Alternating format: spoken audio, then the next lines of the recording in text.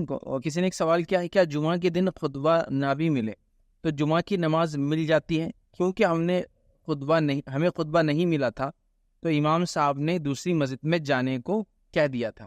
تو دیکھیے سوال یہ ہے کہ کوئی شخص جو ہے جمعہ کی نماز کے لیے مسجد پہنچے اور ان کو خطبہ نہیں ملا، تو وہاں کے امام صاحب نے کہا کہ آپ دوسری مسجد میں جا کر نماز جو ہے پڑھ لیجیے۔ تو پہلی چیز یاد رکھیے، اگر کوئی شخص جمعہ کے لیے آتا ہے اور جمعہ کی اس کو ایک رکعت بھی مل جاتی ہے تو اس کی جمعہ انشاءاللہ عزیز ہو جائیں گی، لیکن اس کا اس نے معمول نہیں بنانا چاہیے۔ مطلب یہ روٹینلی ایسا نہیں ہونا چاہیے کہ وہ صرف مسجد میں آ رہا ہے اور ایک رکعت پڑھ رہا ہے جمعہ کی اور دوسری رکعت پھر اپنی پڑھ رہا ہے اور سلام پھیرا، روٹین نہیں ہونا چاہیے۔ لیکن ایسا کبھی ہو جائے، دیر ہو جائے تو ایسا چل جائیں گا۔ نبی کریم صلی اللہ علیہ وسلم نے حدیث فرمایا جس کو جمعہ کی ایک رکعت مل گئی اس کو جمعہ مل گئی، یاد رکھیے۔ لیکن علماء کہتے ہیں یہ روٹین نہیں ہونا چاہیے، اس لیے کہ اللہ رب العزت نے جو جمعے کی 2 رکعتیں رکھی ہے جبکہ ظہر کی 4 رکعتیں، اس کی حکمت یہ ہے کہ 2 رکعت جو ہم پڑھتے ہیں وہ 2 رکعت خطبہ جو دیا جاتا ہے اس کی وجہ سے 2 رکعت کی تخفیف ہے، یاد رکھیے۔ مطلب خطبہ ہے تو ظہر کی 2 رکعت کم ہو جاتی ہے اور جمعہ کی 2 ہو جاتی ہے، یاد رکھیے۔ تو لہٰذا خطبہ سننا چاہیے، خطبے سے پہلے موجود رہنا چاہیے۔ میں سمجھتی ہوں بات بڑی عام ہے اور مشہور ہے کہ خطبے سے پہلے جو لوگ موجود رہتے ہیں ان کو بڑا اجر و ثواب ہے۔ حتیٰ کہ روایتوں میں تو یہ الفاظ ہے کہ جب خطیب ممبر پر چڑھ جاتا ہے تو جو فرشتے لوگوں کے نام لکھتے رہتے ہیں رجسٹرز کے اندر، وہ اپنا نام لکھنا بند کر دیتے ہیں اور خطیب کا خطبہ سننے کی طرف کان دیتے ہیں، مطلب دھیان دینا شروع کر دیتے ہیں۔ کیونکہ وہ لوگ جو خطیب کے ممبر پر چڑھنے کے بعد آتے ہیں ان کا نام لکھا نہیں جاتا جمعے والوں میں، یاد رکھیں۔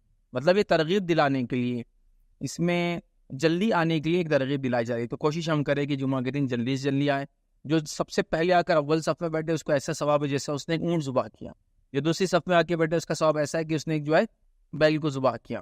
تیسری صف میں جو ہے اس نے بکرا ذبح کیا۔ چوتھی صف میں جو ہے گویا اس نے ایک مرغی اللہ کے راہ میں قربان کیا، اور 5ویں صف میں جو ہے گویا اس نے انڈا اللہ کے راہ میں جو ہے ایک صدقہ کیا۔ ایسا اجر ملتا ہے، یاد رکھیے۔ تو لہٰذا ہمیں چاہیے کہ ہم جلدی آئیں۔ پھر بھی اگر کسی وجہ سے آپ لیٹ ہو جائے، ایک رکعت بھی مل جائے تو انشاءاللہ عزیز جمعہ کا آپ کو ثواب مل جائے گا، لیکن اس کو معمول نہیں بنانا چاہیے۔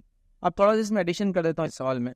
اگر ایک انسان مسجد میں آتا ہے اور ایک رکعت بھی نہیں ملتی، اس کو قاعدہ ملتا ہے، حدیث میں تو ہے کہ ایک رکعت مل جائے تو جمعہ مل جائیں گے، لیکن اس کو ایک رکعت بھی نہیں ملی، اور جب وہ جمعہ میں پہنچا تو امام صاحب قاعدے میں بیٹھے تھے اور اس نے قاعدے میں جو ہے نماز کو پایا، تو انشاءاللہ عزیز امید ہے کہ اللہ تعالیٰ اس کو جمعے کا ثواب دیں گا۔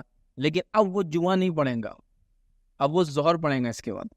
ریزن وجہ ہے کہ اس کو ایک رکعت بھی نہیں ملی۔ حدیث میں جس کو ایک رکعت جمعہ کی مل جائے اس کو جمعہ مل گیا، اس کو ایک رکعت بھی نہیں ملی، تو فقہا لکھتے ہیں چونکہ ایک رکعت بھی نہیں ملی تو پھر ابھی کیا کرے، جمعہ نہ پڑھے، ظہر پڑھے۔ حالانکہ آیا قاعدے میں ملا تو امام صاحب کا جمعہ تھا وہ، لیکن چونکہ یہ قاعدے میں ملا، اس کو ایک رکعت بھی نہیں ملی مکمل طور سے، لہٰذا پھر یہ ظہر پڑھیں گا، مطلب قاعدے میں سے اٹھیں گا اور 4 رکعت جو ہے اپنی پڑھیں گا جس طرح سے ظہر کی پڑھی جاتی ہے، یاد رکھیے ایسا کریں گے۔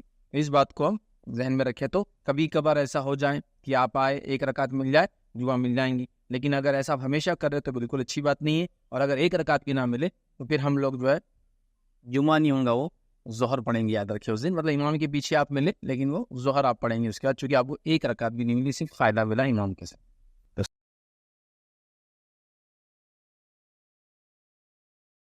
السلام علیکم، آپ بھی ہمارے اس کام میں تعاون کریں اپنی زکات و صدقات کے ذریعے۔ ڈونیشن ڈیٹیلز کے لیے ڈونیٹ اس پر کلک کریں۔ اگر آپ کو ہمارے ویڈیوز پسند آئے ہیں تو اسے شیئر کریں اور ثواب کے حقدار بنیں۔ روزانہ ہمارے ویڈیوز کو پانے کے لیے ہمارے یوٹیوب چینل کو سبسکرائب کریں اور بیل آئکن دبائیں۔ ہم سے دیگر سوشل میڈیا پر جڑنے کے لیے ویڈیو میں دیے گئے آئی ڈی کو سرچ کریں۔ جزاک اللہ۔